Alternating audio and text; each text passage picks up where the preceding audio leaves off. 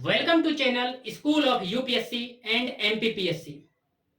हर Ghar Tiranga campaign जो कि एक जन आंदोलन है, यह सिर्फ न देश की एकता और अखंडता को मजबूती प्रदान करेगा, बल्कि लोगों के दिलों में राष्ट्रीयता एवं देश प्रेम की भावना का भी विकास करेगा। तो हर घर तिरंगा कैंपेन जो कि आजादी के अमृत महोत्सव को और मजबूती प्रदान करने के लिए मनाया जा रहा है।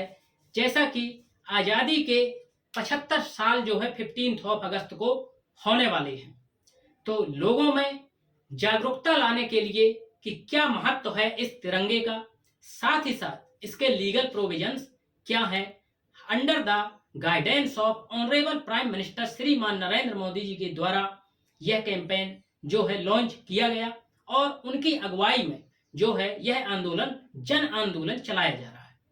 तो आइए देखते हैं कि श्रीमान नरेंद्र मोदी जी के द्वारा क्या ट्वीट किया गया।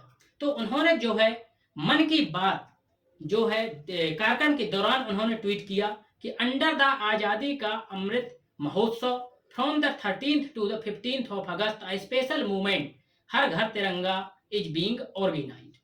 तो यहाँ पर उन्होंने अनुरोध किया है जन आंदोलन बनाने के लिए कि जो है 13th to 15th of August इसको अधिक से अधिक जन आंदोलन और भागीदारी का आंदोलन बनाया जाए, हर घर तिरंगा। साथ ही साथ उन्होंने आह्वान किया कि from the 2nd of August लोग अपनी जो है सोशल मीडिया प्रोफाइल्स में तिरंगे की इमेज लगा सकते हैं। तो आइए जानते हैं कि क्या है हर घर तिरंगा कैंपेन। तो यहाँ पर हर घर तिरंगा जन आंदोलन क्या है इसको समझते हैं।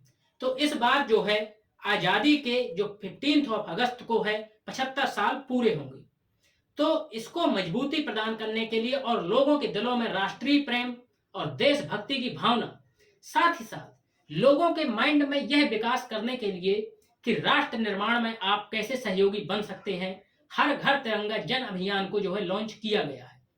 तो अंडर द एजिस ऑफ आजादी का अमृत महोत्सव यह जन आंदोलन चलाया जा रहा है। इसके पहले क्या होता था, दिस 15 अगस्त यानी स्वतंत्रता दिवस के पहले कि जो तिरंगा झंडा था वो इंस्टीट्यूशनल अधिक था, यानी संस्थानों में ज्यादा लहराया जाता था और इसका संबंध जो है व्यक्तिगत कम था। लेकिन अब क्या है कि national flag code of India 2002 में जो है अमेंडमेंट किया गया और इसमें यह प्रावधान किया गया कि लोग जो है अपने घरों में भी तिरंगे को ओपन स्पेस में लहरा सकते हैं और साथ ही साथ दिन में ही नहीं रात में भी तिरंगे झंडे को लहराया जा सकता है।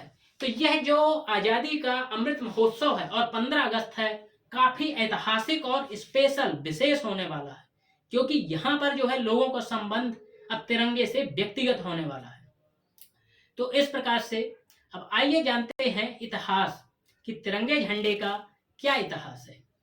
अब आगे बढ़ने से पहले, इतिहास जानने से पहले आइए यहाँ सबसे पहले यूपीएससी से प्रीलिमिनरी ओरिएंटेड क्वेश्चन देखते हैं। इसमें मेन इंपॉर्टेंट है कि आपको इसका जो है आंसर कमेंट सेक्शन में देना है और आप अपने रिव्यू लिखना भी डालिए। यदि आपको एक आईएएस बनना है तो आपको एनालिटिकल पर्सन बनना ही पड़ेगा, एनालिसिस करना सीखना पड़ेगा। तो आप अपने कमेंट जरूर देखिए, उसमें लिखिए। आप साथ ही साथ आप अपने व्यू भी लिखिए और आपको यदि कोई क्वेरी है, कोई प्रश्न है तो आप पूछिए। तो आइए देखते हैं प्रीलिमिनरी ओरिएंटेड क्वेश्चन। क्वेश्चन है consider the following statements regarding the national flag of India.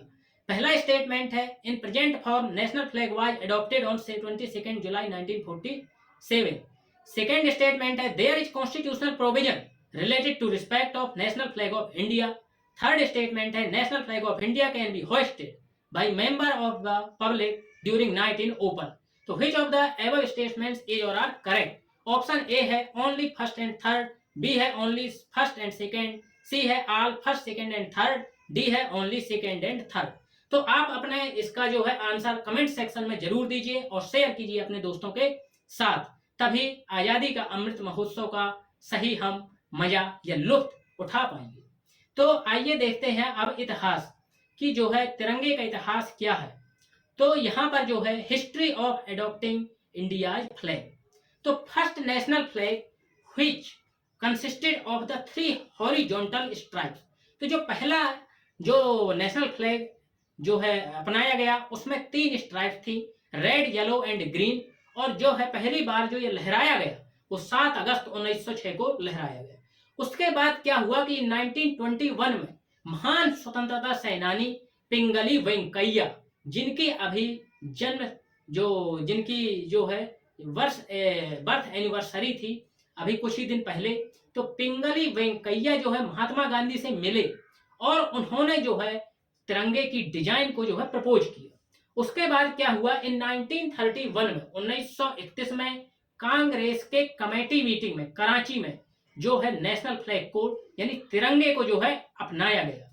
साथ ही साथ जो प्रेजेंट फॉर्म है national flag adopted during meeting of the constitutional assembly held on 22 July 1947।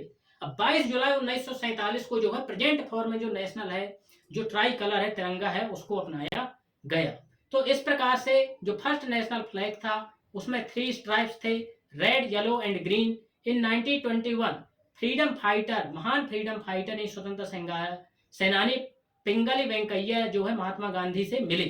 अब फिर ट्राई कलर जो है यहाँ नेशनल फ्लैग जो है कांग्रेस कमेटी इन कराची सेशन में जो है इसको अडॉप्ट किया गया। इन प्रेजेंट फॉर्म में जो है ऑन 22 जुलाई 1947 में जो है कॉन्स्टिट्यूएंट असेंबली के द्वारा जो है इसको अडॉप्ट किया गया। तो इस प्रकार से जो था ये था इसका ब्रीफ में इतिहास। अब आइए समझते हैं कॉन्स्टिट्यूशनल या लीगल प्रोविजंस क्या है संबंधित। ऑब्वियस अब यहाँ पर प्रश्न उठता है कि क्या इस तिरंगे से, क्या इस नेशनल फ्लैग से संबंधित कोई कानूनी प्रावधान है, तो किस कंडीशन में कैसे इसका सम्मान बढ़ाया जाना चाहिए और क्या प्रावधान है लीगल तौर पर यानी कानूनी तौर पर।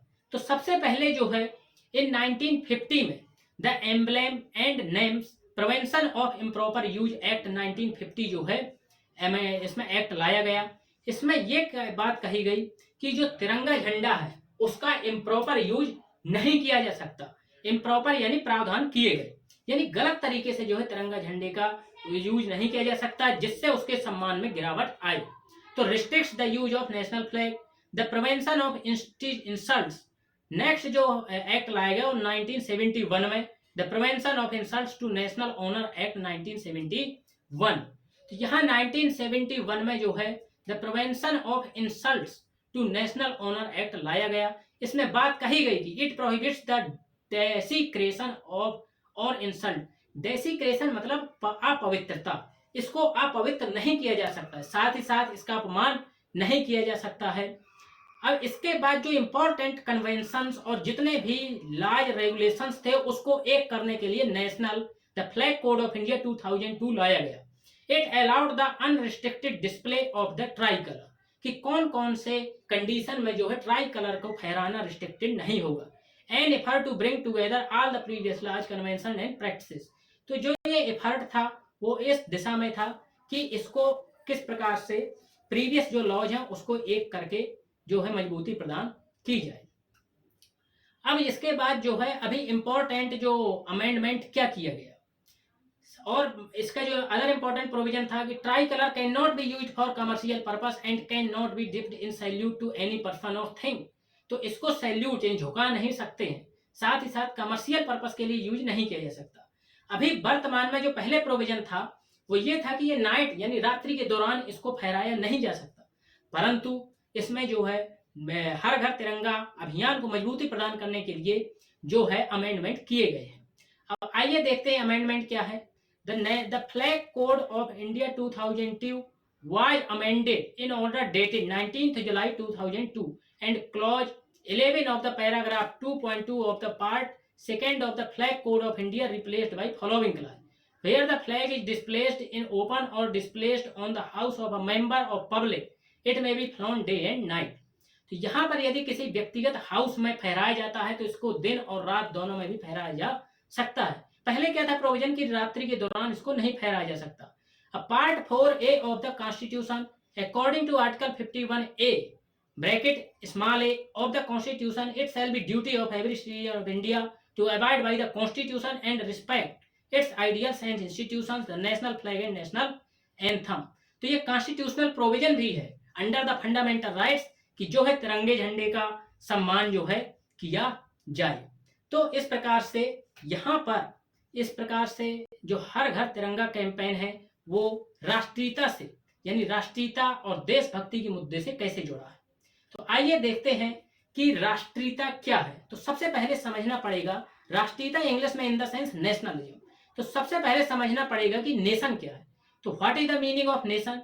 अ nation is to a great extent an imagined community. यह एक ऐसी काल्पनिक समूह है held together by collective belief, जिनके विश्वास लगभग एक जैसे हैं, एस्पिरेशंस जो है लगभग एक जैसे हैं।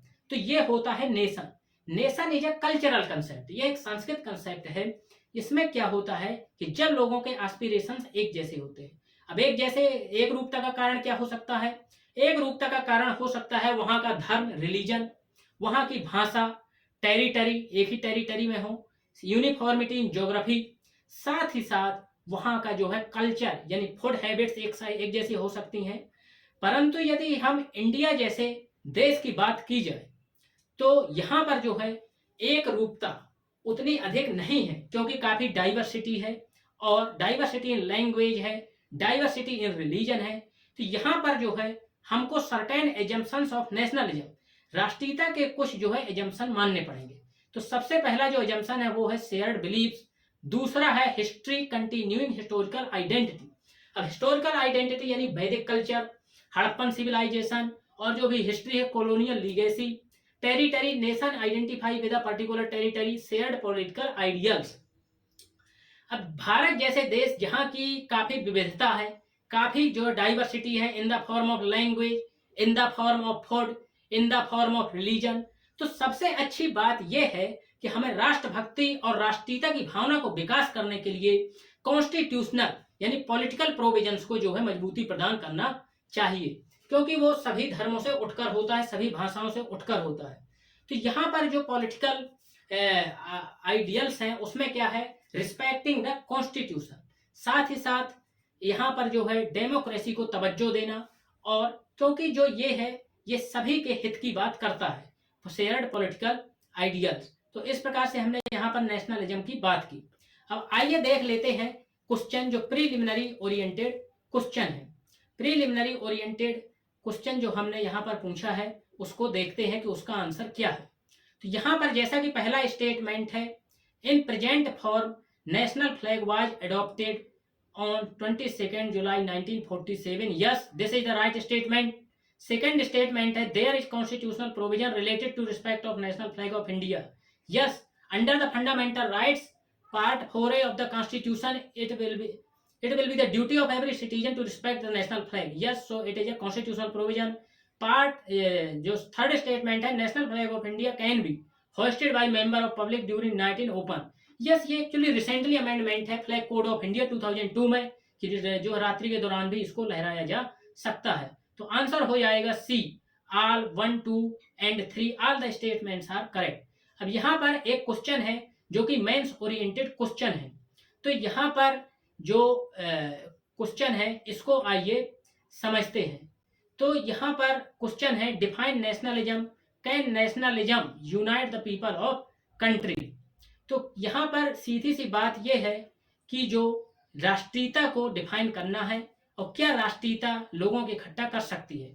तो सबसे पहले डिफिनीशन लिखेंगे राष्ट्रीयता की। तो यहाँ पे हो जाएगा definition, it is a imaged,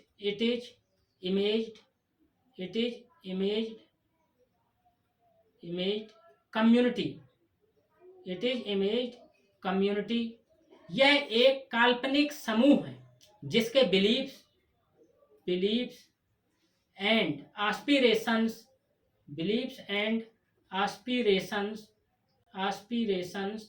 almost are same.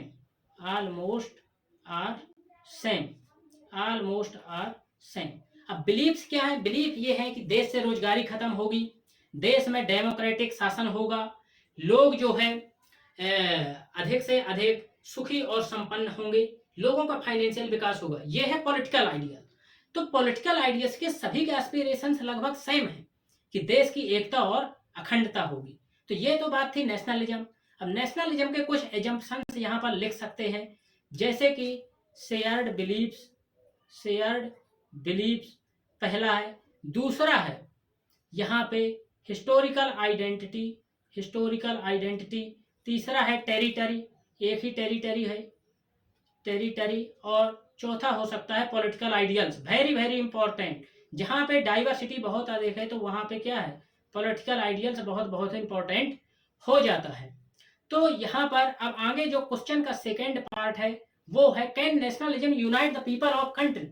आप अपने विचार कमेंट सेक्शन में जरूर लिखें। मैं जानना चाहता हूं कि आपके विचार क्या हैं, कि क्या राष्ट्रीयता देश की एकता को मजबूत बनाएगी या लोगों को इकट्ठा करेगी, एकता लाएगी। तो इसमें आप अपने विचार जरूर लिखें और कमेंट सेक्शन में आप अपने विचारों को लिख करके सेंड करें। तो यहाँ पर हम बात करते हैं कि नेशनलिज्म, राष्ट्रीयता क्या लोगों को एकता इकट्ठा कर सकती है। तो यदि बात है कि भारत जैसे, इसके दो पक्ष हो सकते हैं, एक तो कर सकती है, दूसरा नहीं कर सकती। और किस बेसिस पे कर सकती है, तो पहला जो पक्ष है, यदि भारत जैसे देश में बहुत अधिक डाइवर्सिटी है तो कल्चरल पॉइंट्स पे, इन द सेंस कि जो शेयर्ड लैंग्वेज है, रिलीजन है, तो उस पर यूनाइट करना काफी मुश्किल होगा, क्योंकि यहाँ पर जो है काफी डाइवर्सिटी है। यदि कोई छोटा टेरिटरी होता और उसका रिलीजन एक होता, उसकी भाषा एक होती, तो ऑब्वियस जो राष्ट्रीयता है वो भाषा और धर्म के आधार पर बिल्कुल लोगों को यूनाइट किया जा सकता है। क्योंकि जिस प्रकार से किसी एक धर्म को यूनाइट किया जा सकता है, उसी प्रकार राष्ट्र को यूनाइट किया जा सकता है। परंतु भारत जैसे देश में जो अलग अलग भाषाएं हैं, विविधता है, वहां पर जो है भाषा और धर्म के आधार पर एकता लाना बहुत मुश्किल है। तो सेकेंड बात यहाँ पर जो है, तो अब बात उठती है कि तो फिर किस ऑप्शन पे, किस बेसिस पे राष्ट्रीयता और एकता को मजबूत किया जाएगा। तो इसके लिए महत्वपूर्ण बात यह है कि यहाँ पे पॉलिटिकल आइडियल्स यानी संविधान के जो प्रिंसिपल्स हैं, सिद्धांत हैं, उसको मजबूती प्रदान करके जो है राष्ट्रीय एकता को ऑब्वियस मजबूत किया जा सकता है और लोगों को यूनाइट किया जा सकता है। तो इन द सेंस कि यहाँ पर जो है राष्ट्र के तौर पे यदि पॉलिटिकल तौर पे बात करना है तो यहाँ पर कॉन्स्टिट्यूशनल प्रोविजंस को, आइडियल्स को बढ़ावा देना चाहिए। अब दूसरा पहलू ये है कि नहीं किया जा सकता, ऑब्वियस यदि बहुत ज्यादा डाइवर्सिटी है तो नहीं किया जा सकता धर्म और भाषा के आधार पर। तो इस प्रकार से जो हर घर कैंपेन है हमने इसको समझा। अब यहाँ पर जो हर घर कैंपेन से संबंधित है, यहाँ पर एक एंथम तैयार किया गया है। तो अमिताभ बच्चन, विराट कोहली और बॉलीवुड के अदर जो इम्पोर्टेंट एक्टर और एक्ट्रेस हैं उन्होंने इसको लॉन्च किया है। तो उन्होंने जो है इसको लॉन्च किया है। तो आइए देखते हैं ये जो एंथम तैयार किया गया है ये किस प्रकार से इसको तैयार किया गया है। तो यहाँ पर हमने देखा कि जो हर घर तिरंगा कैंपेन है वो सिर्फ ना देश की एकता और अखंडता को मजबूत करने वाला है, साथ ही साथ पॉलिटिकल आइडियल्स जो संविधान के प्रति हमारे जो पॉलिटिकल आइडियल्स हैं उसको मजबूती प्रदान करेगा और लोगों में राष्ट्रीयता की जानकारी प्रदान करेगा। साथ ही साथ संवैधानिक प्रोविजंस जो हमारे कॉन्स्टिट्यूशनल प्रोविजंस है, नेशनल फ्लैग से संबंधित अदर जो स्टैट्यूटरी और लीगल प्रोविजंस हैं हमारे संविधान, हमारे नेशनल फ्लैग से संबंधित, उसके बारे में भी जागरूकता आएगी। और जो आजादी का अमृत महोत्सव मनाया जा रहा है उसमें भी उसको भी मजबूती मिलेगी। तो इस प्रकार से इस बार का जो स्वतंत्रता दिवस है 15 अगस्त है, वो न सिर्फ एक जनरल 15 अगस्त हर तरह की होने वाला है, परंतु 75 साल पूरे होने पर यह एक ऐतिहासिक होने वाला है जो लोगों को व्यक्तिगत तौर से तिरंगे के सम्मान में जोड़ेगा। तो थैंक यू सो मच। आप चैनल को सब्सक्राइब करें, शेयर करें और अपने कमेंट जरूर लिखें। स्पेशली मेंस और इंटरव्यू क्वेश्चन के अपने विचार जरूर लिखें। Thank you.